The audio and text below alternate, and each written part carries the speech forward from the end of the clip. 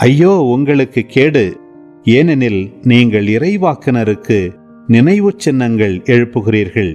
ஆனால் அவர்களை கொலை செய்தவர்கள் உங்கள் மூதாதையர்களே. உங்கள் மூதாதையரின் செயல்களுக்கு நீங்கள் சாட்சிகளாயிருக்கிறீர்கள். அவற்றுக்கு உடன்பட்டும் இருக்கிறீர்கள். அவர்கள் கொலை செய்தார்கள், நீங்கள் நினைவு சின்னம் எழுப்புகிறீர்கள்.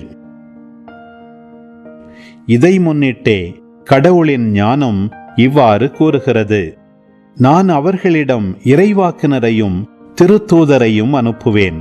அவர்களுள் சிலரை கொலை செய்வார்கள், சிலரை துன்புறுத்துவார்கள்.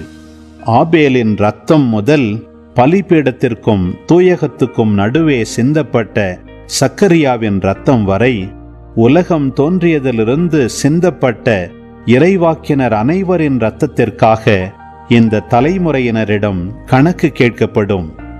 ஆம், நான் உங்களுக்கு சொல்கிறேன், இந்த தலைமுறையினரிடம் கணக்கு கேட்கப்படும். ஐயோ, திருச்சட்ட அறிஞரே, உங்களுக்கு கேடு! ஏனெனில் அறிவு களஞ்சியத்தின் திறவுகோலை நீங்கள் எடுத்துக்கொண்டீர்கள். நீங்களும் நுழைவதில்லை, நுழைவோரையும் தடுக்கிறீர்கள் என்றார். இயேசு அங்கிருந்து புறப்பட்ட போது மறைநூல் அறிஞரும் பரிசேயரும் பகைமை உணர்வு மிகுந்தவராய் அவரது பேச்சில் அவரை சிக்க வைக்குமாறு பல கேள்விகளை கேட்டனர்.